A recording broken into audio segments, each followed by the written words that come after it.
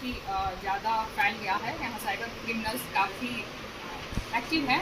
हमें आज सूचना प्राप्त हुई कि वारसलीगंज थाना अंतर्गत तेलंगाना आंध्र प्रदेश से कुछ लोग रिक्रूट होकर आए हैं, जो स्पेशली तेलुगु भाषा के लोगों को ठगने के लिए रिक्रूट किए गए हैं।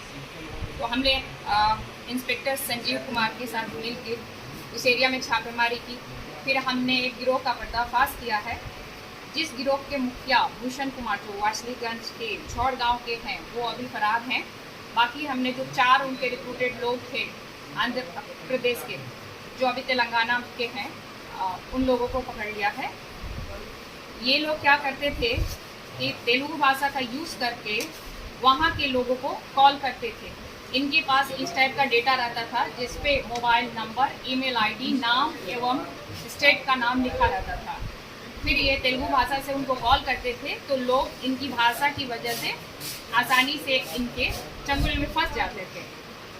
ये लोग लोगों को लोन देने के नाम पे, धनी फाइनेंस इंडिया बोल्स के नाम पे लोन देने के नाम पे, फिर ये इलेक्ट्रिक स्कूटर बेचने के नाम पे एवं गैस एजेंसी देने के नाम पे लोगों से पैसे लेते थे और काफ़ी बाद में धमकाते भी थे। जैसे ये उनको एक इंस्टॉलमेंट ले लिया इन्होंने प्रोसेसिंग फ़ी के नाम पे, दूसरा बोलते थे कि आप इतने पैसे और दो, नहीं तो आप पे केस हो जाएगा, नहीं तो आपका credit score, CIBIL score down हो जाएगा क्योंकि आपका ईएमआई कट रहा है, आप पे इतना लोन सैंक्शन हो गया है, ब्ला ब्ला ब्ला। ये पूरा गैंग बड़े अच्छे से ऑपरेट करते थे।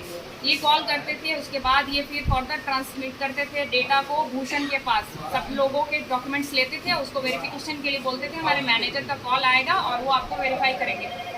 फिर बोलते थे कि डॉक्यूमेंट वेरिफिकेशन हो गया, अब आप इस अकाउंट में इतने पैसे जमा कर दीजिए। हमने उस अकाउंट को फ्रीज करने के लिए भी लिख दिया है, जो अकाउंट हमारे पास अभी तक सक्सेस हो पाया है। और उसके बाद वादी से ये पैसे लेते थे। ऐसे हमने 2 नवंबर को इनके द्वारा जो ठगी की है, उन लोगों से हमने बात भी की है। हमारे सामने बहुत लोग आए, 8-10 लोग तो आ चुके हैं जिनसे इन्होंने पैसे की ठगी की है, जिसमें से 4 लोग का डेटा हम दे चुके हैं, जिनसे 1 से 25,000 रुपया, 1 से 16,300 इस तरह से इन्होंने ठगी की है। वो ये छोटे छोटे अमाउंट्स लेते थे, जैसे कभी 2500 ले लिया, कभी 1630, डिफरेंट नाम पे लेते थे, प्रोसेसिंग पे और अदर वेज में। और उसके बाद फिर ये उन लोगों को छोड़ के फिर अदर किसी पर्सन को कॉल करते थे। एक दिन में ये 20 से 30 लोगों को एक लड़का कॉल करता था। इनका प्रॉपर एक रिकॉर्ड मेंटेन होता था। इस डायरी में इसके पन्नों पे लिखा हुआ है कि हर दिन किस लड़के ने कितने पैसे लिए हैं, जिसमें एक सप्ताह का हमने जोड़ा तो 3.5 लाख के आसपास पहुंचा है। तो ये काफ़ी ज़्यादा पैसे की ठगी कर रहे थे। हमने इनको पकड़ लिया है। इनके गिरोह के सरगना एवं अन्य सदस्यों के खिलाफ हमारी छापामारी जारी है। 15-16 और लोग हैं जिन्हें हम निकट भविष्य में जल्दी गिरफ्तार। लोग कहाँ के हैं? ये तेलंगाना के हैं। क्या क्या बरामद हुआ? अभी तो हमारे पास 25 मोबाइल फ़ोन, 4 आधार कार्ड हैं और ये जो दस्तावेज है जिन पे सभी के डेटा लिखे हुए 46 पेज है। इन लोगों का नाम कवाली हरि कृष्णा, पिता कवाली नरसिंहलूस, बोमरा स्पेटा, मंडल थाना बोमरा स्पेटा, महबूब नगर तेलंगाना।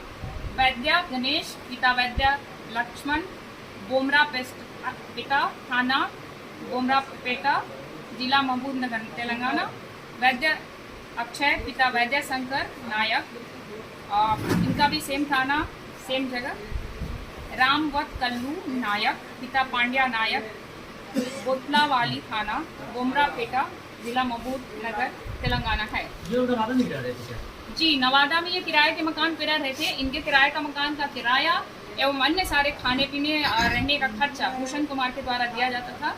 इन्हें एक टोटो उपलब्ध कराया गया था, जो डेली इनको अपने घर से 4 किलोमीटर 5 किलोमीटर दूर एक सुनसान खेत में एक छोटा सा मकान, एक अकेला रूम था, जिसमें ये लोग जाके दूसरों को कॉलिंग करते थे। वहाँ से हमने वहाँ भी छापामारी की थी। ये मोबाइल सब ज़्यादातर वहीं से रिकवर हुए हैं। मैडम, एक सवाल है कि जो अप्रेंटिस है नवादा, एक बहुत बड़ा साइबर कंपना जान डाला चुका, स्टेट लेवल नहीं, ये कंट्री लेवल पे। और जिस तरह से ये साइबर अपराध हो रहा है, जैसे आपने कहा कि ये ब्रेन ड्रेन कर रहे हैं, दूसरे स्टेट से यहाँ एक खत बनाते हैं, तो ये किस तरह से कर रहे हैं पूरा ये गिरोह? क्योंकि देखिए ये बहुत बड़ा कहीं ना कहीं ये कंट्री लेवल पे आ गया, जो आपने बात की कि आंध्रा, तेलंगाना और कई स्टेट की पुलिस यहाँ आ गई। तो क्या लगता है आपको कि ये जो गिरोह है कब से ये काम कर रहा था किस तरह से मोड ऑफ ऑपरेटिव से कैसे अंजाम दे रहा था, ये क्या है इसे खुला है, सबसे कर रहे हैं। एक्चुअली अभी तक तो ये पता चला है कि 6 महीना पहले से ये लड़के आए हुए हैं यहाँ पे, और बाकी तो इन लोग पहले ऑनलाइन कुछ मार्केटिंग का काम करता था, जिसमें ये भूषण कुमार से, जिसमें से इनकी जानकारी हुई भूषण से, फिर भूषण ने इनको यहाँ पे बुलाया।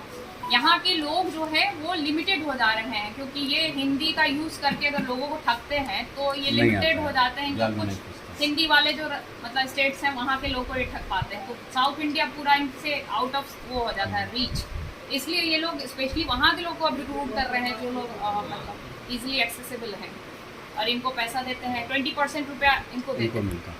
कितने दिन से ये रह रहे थे यहाँ? ये 6 months नवादा के किस मोहल्ले में ये रह रहे थे? पटेल चौक, पटेल नगर, नगर पटेल चौक, वारसलीगंज जी। तो और आगे की क्या रणनीति होगी इस तरह के और पकड़ने के लिए मैडम, ये बताइए। पकड़ेंगे, ये सबसे पहले तो इनका गिरोह का सरगना है, अन्य जो सदस्य हैं 15 लोग का नाम ऊपर हुआ है। 15 लोग उसमें हैं। जी। पहले इस तरह का होता था कतरी सराय में, कतरी सराय से फ़ोन करने के लिए वहाँ से लोग मंगाता था, यहाँ से फ़ोन करता था, दवा ले लो इसके नाम पे, उसके